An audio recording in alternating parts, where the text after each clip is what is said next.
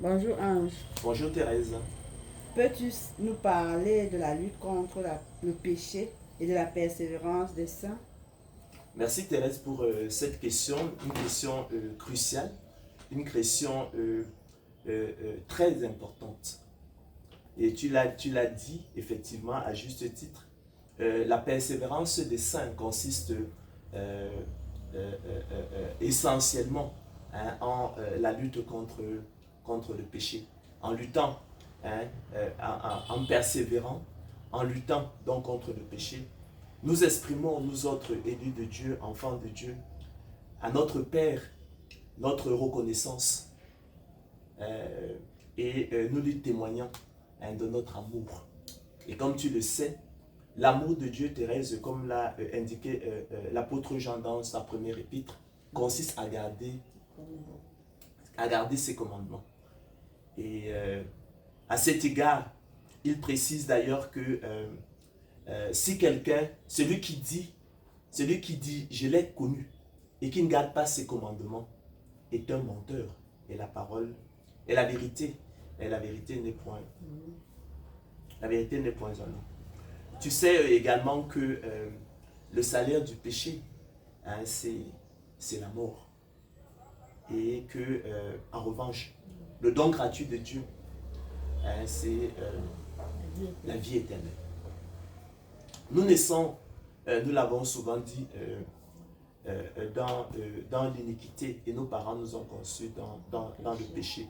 Hein, c'est ce qui ressort effectivement, notamment des aveux du roi David dans le psaume 51. Donc, nous naissons effectivement dans le péché. Et ce péché, Thérèse, l'apôtre Paul nous indique qu'il ne disparaîtra qu'à la résurrection des justes, lorsque ce corps corruptible revêtira l'incorruptibilité et que ce corps mortel revêtira l'immortalité. Mais la bonne nouvelle, Thérèse, pour nous, c'est que le Seigneur Jésus-Christ a vaincu le péché. Il a vaincu le péché à la croix de Golgotha, il nous en a affranchis. Donc, nous ne sommes plus esclaves de ce péché. Nous en avons été affranchis pour servir le Seigneur Christ en nouveauté, en nouveauté, en nouveauté, en nouveauté de vie. Donc nous en avons été affranchis. Nous ne sommes pas redevables de la chair, hein, pour obéir à ses convoitises, mais nous sommes redevables, hein, du Seigneur Jésus-Christ. C'est pourquoi aussi l'apôtre Paul nous exhorte donc, nous élus de Dieu, à être reconnaissants. Être reconnaissants au Seigneur Jésus-Christ qui effectivement nous a affranchis du péché et comment on va montrer notre reconnaissance, Thérèse, c'est en lui témoignant de notre amour. Donc en gardant ses commandements. Alors, mais qu'est-ce que cela signifie que de garder les commandements de Dieu?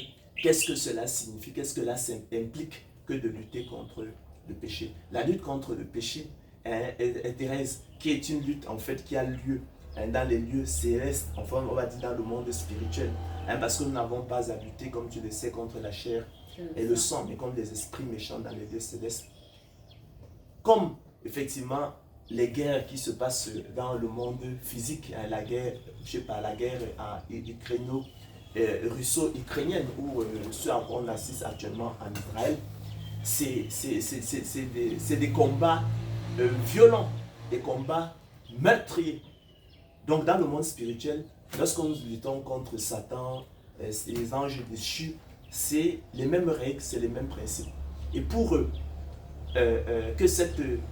que nous soyons donc victorieux, il est bon, il est impératif de connaître, hein, d'identifier parfaitement ses ennemis. Il faut identifier parfaitement ses ennemis pour effectivement les reconnaître dans toutes leurs manifestations. Donc le diable, dans ce combat, va notamment, principalement, se servir effectivement de la séduction du péché. Donc il faut donc de là connaître parfaitement ce que c'est que le péché. D'où l'important qu'effectivement on en rappelle les définitions. Il y en a 4. La première définition, c'est celle que l'apôtre Jean nous en donne dans sa première épître, à savoir que le péché, c'est la transgression de la loi. Mais comme je l'ai souvent dit, c'est vrai, mais il faut aller bien au-delà. Dans le combat qui est le nôtre, il faut aller bien au-delà. Bien au-delà, pourquoi?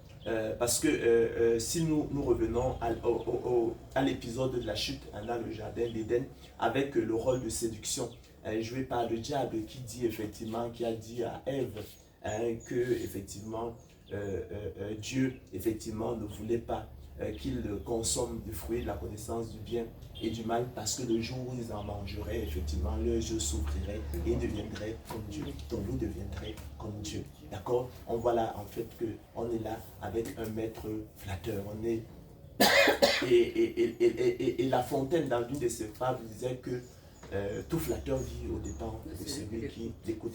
Alors si on joint à cela le combat de la chair contre l'esprit dont nous parle l'apôtre Paul dans son épître aux Romains, Romains 7, 14 à 25, où effectivement il découvre avec amertume la triste réalité et selon laquelle effectivement il n'est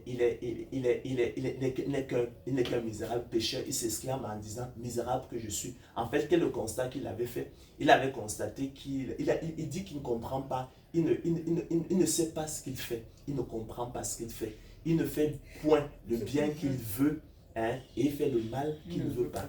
Et il en conclut que s'il fait il n'arrive pas à faire le bien, s'il fait le mal qu'il ne veut pas, il en conclut que ce n'est plus lui qui le fait, mais c'est le péché qui habite en lui. Lorsque l'on prend, donc effectivement, on met bout à bout ces deux épisodes, on comprend qu'il faut aller, pour identifier le péché, il faut aller au-delà de la simple transgression de la loi et peut-être le définir, et cela est très important, plutôt comme la personne, parce qu'il s'agit d'une personne, le tyran, oui, il s'agit d'un tyran. Le maître flatteur, il s'agit d'un maître flatteur. On a vu le rôle du diable, vous serez comme des dieux. Et le démon, oui, c'est de ça qu'il s'agit, il faut lâcher le mot. C'est le démon qui habite en l'homme, dans son corps, dans sa chair, dans ses membres, agissant pour son propre compte. Ce n'est pas pour notre bien, mais c'est pour son propre compte à lui. Voyez-vous? Asservissant l'homme à la corruption, en le soumettant à la volonté maléfique du diable, le portant ainsi l'homme, voyez-vous, à transgresser la loi de Dieu, le juste juge et législateur, pour sa perte. Tu me permets peut-être, parce que je pense qu'il est bon que l'on lise Romains 7. Je crois que pour que les gens comprennent bien de quoi je parle, il faut lire toujours ce passage magnifique pour que nous sentions notre misère et que nous puissions bien identifier notre ennemi. Parce qu'il faut pas dans ce combat-là, il ne faut pas se tromper de cible. Il faut bien identifier notre ennemi. Voici ce que l'apôtre Paul dit donc, dans Romains 7, 14 à 25. Il dit, nous savons en effet que la loi est spirituelle, mais moi je suis charnel, vendu au péché. Car je ne sais pas ce que je fais. Je ne comprends pas ce que je fais, dit-il. Je ne fais point ce que je veux et je fais ce que je hais. Or, si je fais ce que je ne veux pas, je reconnais par là que la loi est bonne. Et maintenant, dit-il, ce n'est plus moi qui le fais, mais c'est le péché qui habite en moi. Donc, il se distingue, il se désolidarise du péché. Il se désolidarise du péché. Ce qui est bon, poursuit-il, je le sais, n'habite pas à moi, c'est la vie dans ma chair. J'ai la volonté, dit-il, mais non le pouvoir de faire le bien. Car la chose est impossible à la volonté parce que le péché la rend sans force. Car je ne fais pas le bien que je veux, dit-il, et je fais le mal que je ne veux pas. Et si je fais ce que je ne veux pas, ce n'est plus moi qui le fais, c'est le péché qui habite en moi. Vous voyez, il dit bien par deux fois dans ce passage-là, vous voyez la répétition, il dit c'est le péché qui habite en moi. Ici, le péché n'est pas la simple transgression de la loi, d'accord? Mais c'est la personne, je l'ai dit, le tyran, le maître flatteur, le démon qui habite en moi. Je trouve donc en moi cette loi. Quand je veux faire le bien, le mal est attaché à moi. Car je prends plaisir, dit la loi de Dieu selon l'homme intérieur. Mais je vois dans mes membres une autre loi qui lutte contre la loi de mon entendement et qui me rend captif de la loi du péché qui est dans mes membres. Misérable que je suis, dira-t-il. Qui me délivrera du corps de cette mort? Grâce soit rendue à Dieu par Jésus-Christ notre Seigneur. Ainsi donc, moi-même, dit-il, conclut-il, je suis par l'entendement esclave de la loi de Dieu. Et je suis par la chair esclave de la loi du péché. Je crois que cette seconde définition, elle est claire.